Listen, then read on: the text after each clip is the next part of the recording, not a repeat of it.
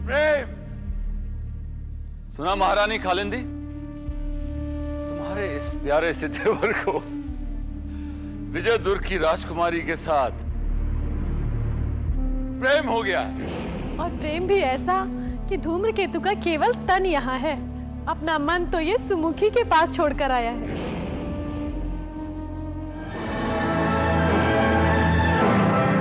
कौन है ये सुंदरी? ये तो सौंदर्य की देवी है, किंतु ये विजय दुर्ग नगरी में क्या करे? इसे तो धूम्रकेतु के महल में होना चाहिए। कौन हो तुम? हट जाओ! सुंदरी, शीघ्र ही मैं तुम्हें अपनी रानी बनाऊंगा।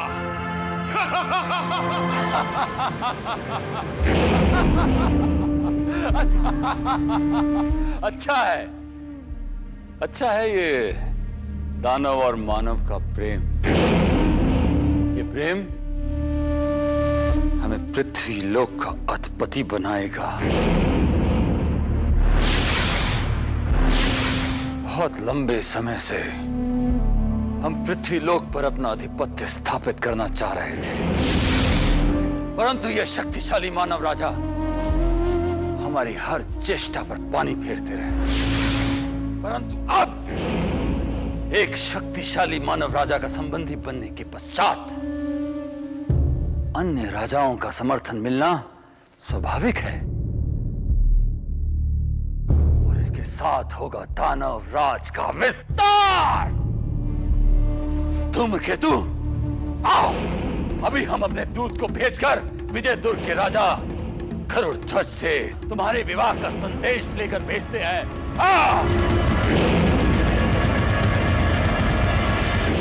दानव राजा गोला नरेश काल केतु की जय, महारानी कालिंदी की जय, दानव सेनापति धूम्रकेतु की जय। ब्रजमुष्टि, आज्ञा गोला नरेश। तुम दानवों का दूत बनकर विजय दुर्ग जाओगे और वहां महाराजा गरुड़ ध्वज से हमारे छोटे भाई धूम्रकेतु के लिए उनकी सुपुत्री सुमुखी का हाथ मांगोगे। गोला नरेश, महाराज गरुड़ध्वज इस समय विजय दुर्ग में नहीं हैं। वो अपने पूरे परिवार के साथ विश्राम के लिए विश्रामगढ़ गए हैं। अच्छा। हमारे गुप्तचर तो हमसे 4 कदम आगे हैं? ब्रजमुष्टि, तुम गोला नरेश का दूत बनकर जा रहे हो। स्मरण रहे, हमने पहली बार किसी मानव की ओर अपना हाथ बढ़ाया है। उनसे संबंध बनाने के लिए हमारे हाथ की पकड़ इतनी शक्तिशाली हो कि वो चाहकर भी उसे छुड़ा ना पाए। हमें हर हाल में हाँ चाहिए। जो आप चाहेंगे वही होगा गोला नरेश।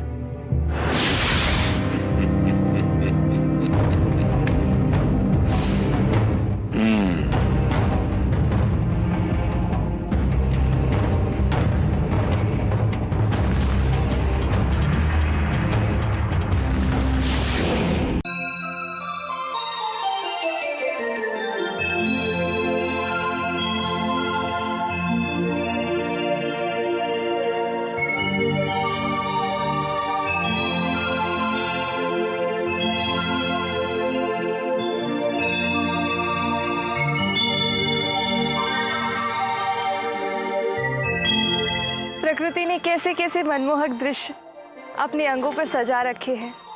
जी करता है बस देखती ही रहो, दृश्य देखती रहो और बाकी सब भूल जाओ। यहाँ पर आकर तो मैं सब कुछ भूल गई हूँ। युवराज सूरत को भी।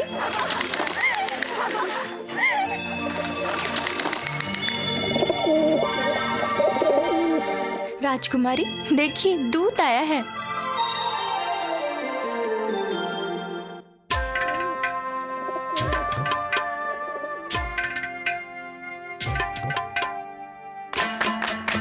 युवराज सूरज का संदेश तो नहीं लाया।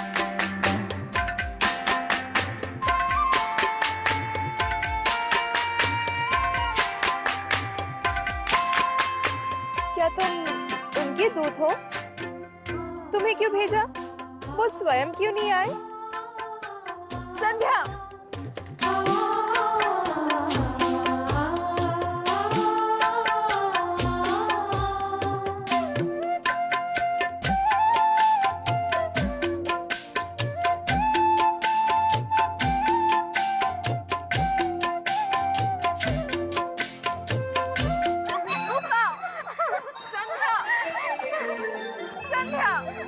नहीं राजकुमारी, पहले हमें ये खत पढ़कर ये जानने तो दो कि राजकुमारी का हृदय क्या बोल रहा है। राजकुमारी सुमुखी को चंद्र नगरी के राजकुमार सूरत का प्रणाम। जिस दिन से मेरे माता पिता ने हम दोनों का विवाह निश्चित किया है, मेरे मन पर विचित्र सी चंचलता छाई हुई है। हमारे मन पर भी। शिकार खेलने में भी मन नहीं लगता। कैसे लगेगा? स्वयं जो शिकार हो चुके हैं। आंखें आपको देखने के लिए तरस गई हैं। हमेशा आपके चित्र को देखता रहता हूँ, उसी से बातें करता रहता हूँ। आपके दर्शन कब होंगे देवी? देखो देखो, देवी और देवी का भक्त दोनों एक दूसरे से मिलने के लिए कितने बेचैन हैं।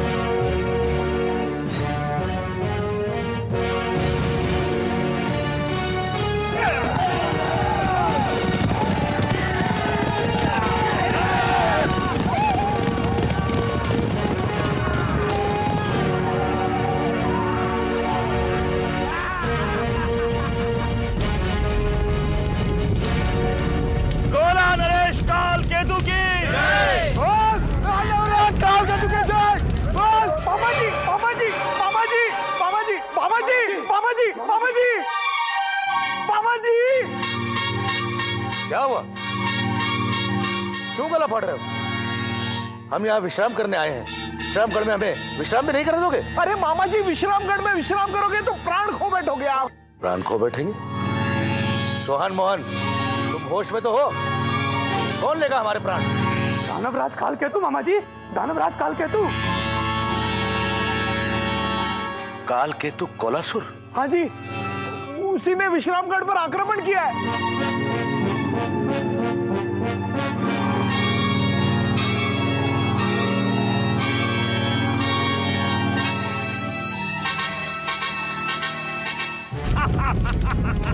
कोई बचने ना पाए। नरेश कालकेतु की जय।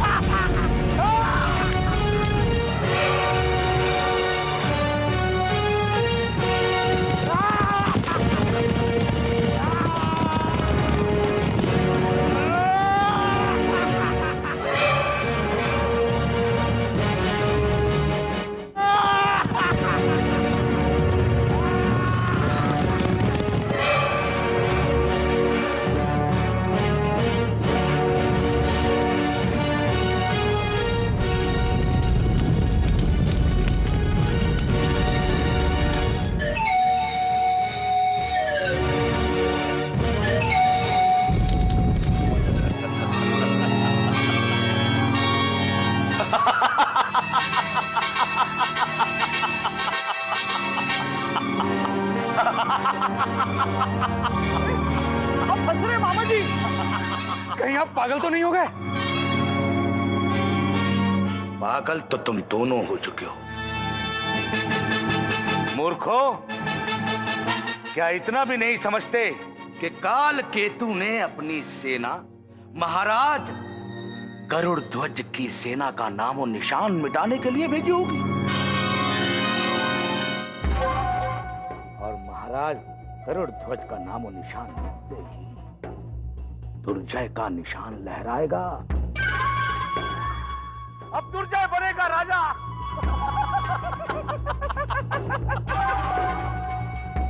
आने दो मोहन, सोहन, आने दो वज्रमुष्टि को, हम उसका दोनों हाथों से स्वागत करेंगे। अब पता चला कि समय की प्रतीक्षा करनी पड़ती है, और अब आया है समय। हाँ मामा जी, अब समय आ गया है।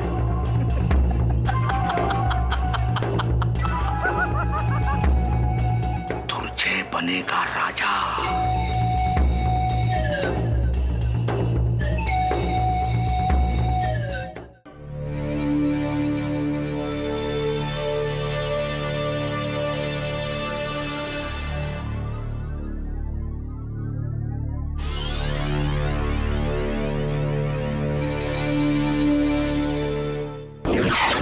महाराज,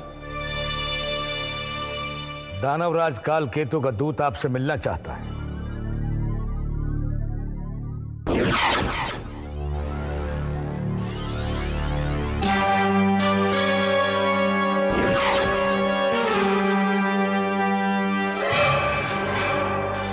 महाराज गरुड़ ध्वज को, कोला नरेश, दानवराज काल केतु के दूत वज्रमुष्टि का प्रणाम।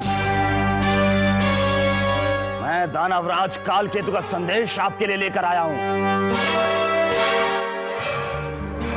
यदि किसी भी अज्ञान या मूर्खता के कारण आपने उनका आदेश ना माना तो उनका आदेश है या उनका निर्णय है जो आपको किसी भी कीमत पर मानना होगा। तो संदेश पढ़कर सुनाओ। संदेश नहीं, निर्णय सुनाओ। उन्होंने आपकी ओर मित्रता का हाथ बढ़ाया है महाराज, इसे आप अपना सौभाग्य समझिए। निर्णय सुनाओ वज्रमुष्टि। दानवराज काल केतु चाहते हैं कि आपकी कीर्ति चारों तरफ फैले, आपके साम्राज्य का विस्तार हो। निर्णय सुनाओ। दानवराज आपके राज्य को समृद्ध एवं शक्तिशाली राज्य के रूप में देखना चाहते हैं। हम अमित पराक्रमी, अमित शक्तिशाली काल केतु का निर्णय सुनना चाहते हैं। निर्णय से आपका सर गर्व से ऊंचा हो जाएगा। निर्णय क्या है? विवाह।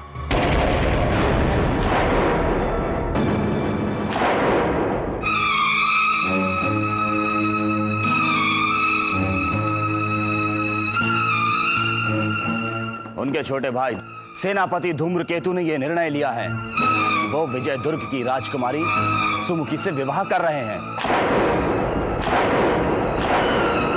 बस, अब अगर तुम्हारी गंदी जबान पर हमारी बेटी का नाम आया तो हम तुम्हारी जबान के टुकड़े टुकड़े कर देंगे। अपने निर्णय लेने वालों से जाकर कह दो कि दानव और मानव में कभी कोई मित्रता, कोई संबंध नहीं हो सकता। सदाचार कभी अनाचार का साथ नहीं देगा। धर्म और अधर्म में न कभी कोई मेल हुआ है और न ही कभी कोई मेल होगा। कह दो अपने काल केतु से जाकर कि हमने अपनी बेटी का विवाह चंद्र नगरी के युवराज सूरज के साथ निश्चित किया है। और यदि न भी निश्चित किया होता तब भी हम अपनी बेटी का विवाह धूम्रकेतु से तो कभी नहीं करते, कभी नहीं।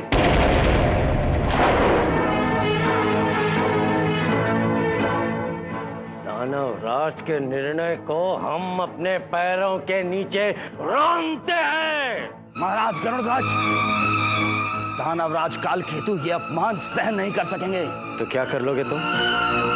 आक्रमण करोगे हम पर? विनाश करेंगे, विनाश। आप